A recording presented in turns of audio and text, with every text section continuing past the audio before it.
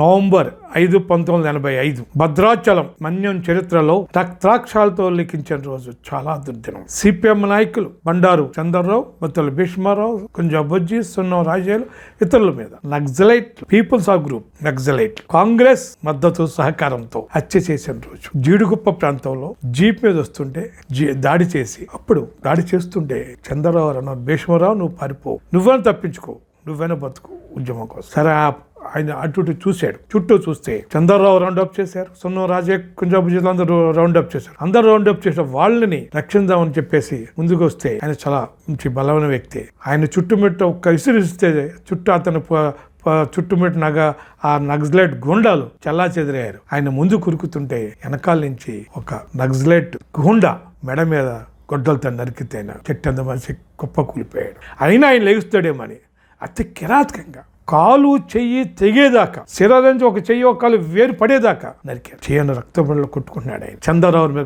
అదే విధంగా దాడి, ఆయన కింద పడి కొట్టుకుంటున్నాడు రక్తముడిలో. అటువంటి సందర్భంలో భీష్మారావు గారు అన్న మాటలు అక్కడ అప్పటికే వచ్చిన జనాలతో ఆ ప్రజలను చూసి, మీరు మమ్మల్ని బతికించుకోవడానికి చాలా తపన పడుతున్నారు, కానీ అది సాధ్యం కాదు.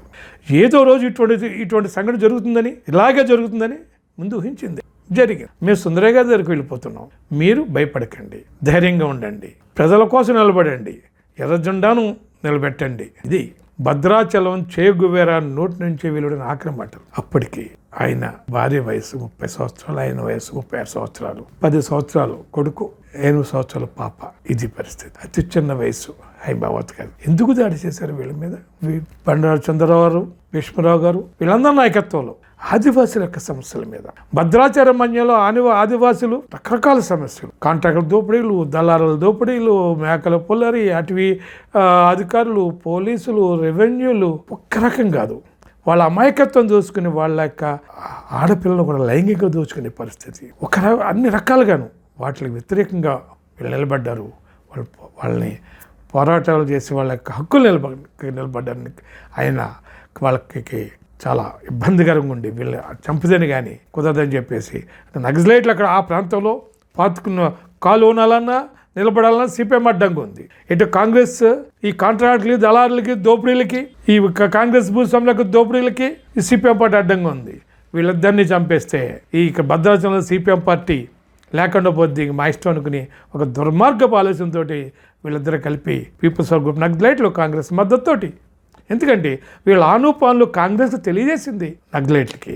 అట్లానే ఈ పీపుల్స్ ఆఫ్ గ్రూప్ నక్సలైట్లు ఎవరైతే వీళ్ళు చంపడానికి వచ్చారో వాళ్ళకి ఆశ్రయాలు కానీ లేదా ఇతర సహకారాలు చేసింది కూడా కాంగ్రెస్ పార్టీ. ఇద్దరు కలిపారు. కానీ ఆ రోజు సిపిఎం పార్టీ ఏం చంపలేకపోయారు, వ్యక్తులు చంపగలిగారు.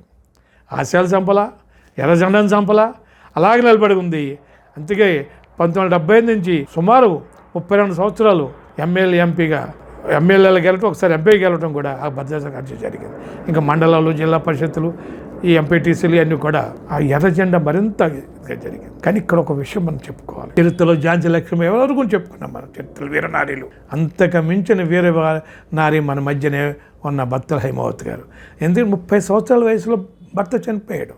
ఆ భర్త కూడా సిపిఎం పార్టీలో తిరుగుతున్నందుకు హత్య చేయబడ్డాడు, సిపిఎం పార్టీలో పనిచేసినందుకు హత్య చేయబడ్డాడు. 2 చిన్నపిల్లలు. కానీ ఆమె పీరుపాలా, భయపడిపోలా. భర్త ఏ ఆశయం కోసం చనిపోయాడో ఆ ఆశయాన్ని నిలబెట్టనుగా ఎర్ర జెండా పట్టుకుని ముందుకు నడిచింది బత్తుల హైమావతి. ఆమె మహిళా సంఘం, భద్రాచలం డివిజను, జిల్లా, ఖమ్మం జిల్లా, తర్వాత రాష్ట్ర స్థాయికి వెళ్ళారు. సిపిఎం ఉమ్మడి ఆంధ్రప్రదేశ్ రాష్ట్ర కమిటీ సభ్యురాలుగా, తెలంగాణ రాష్ట్ర కమిటీ సభ్యురాలుగా, అట్లాగే హైదరాబాద్ తెలంగాణ రాష్ట్ర ప్రధాన కార్యదర్శిగా ఆమె పనిచేశారు బత్తుల హైమావతి. అంటే భర్త చనిపోయిన 2 పిల్లల్ని, చంటి పిల్లల్ని పెంచాలని బాధ్యత ఉన్న ఎర్ర జెండా ముఖ్యం. తన భర్త యొక్క ఆశయాన్ని, అంటే తన భర్త బత్తుల భీష్మరావు గారు, అట్లాగే నాయకుడు చంద్రరావు గారు ఏ ఆశయాల కోసం చనిపోయారు, ఆశయాలు ముందుకు తీసుకెళ్ళని చెప్పి ఆమె పనిచేశారు. హైమావతి గారు అదే ఆశయంతో ముందుకెళ్ళారు. గొప్ప వీరనారిగా చెప్పాలి. ఆ పిల్లలు కూడా లెనిన్ ఖమ్మం జిల్లా సిపిఎం పార్టీ కార్యదర్శి సభ్యులుగా పనిచేస్తున్నాడు ప్రస్తుతం. ఆమె అంతేకాకుండా సృజన తన విద్యార్థి ఉద్యమ సహచరుని వివాహం చేసుకుంది. హైమావతి గారు నిజంగా ఆమె యొక్క త్యాగాన్ని, ఆమె యొక్క వీరత్వాన్ని, పోరాట పటిమని, ఎర్ర జెండా పట్ల ఆమె యొక్క కమిట్మెంట్ని నిజంగా మనం చాలా అభినందించాల్సిన విషయం.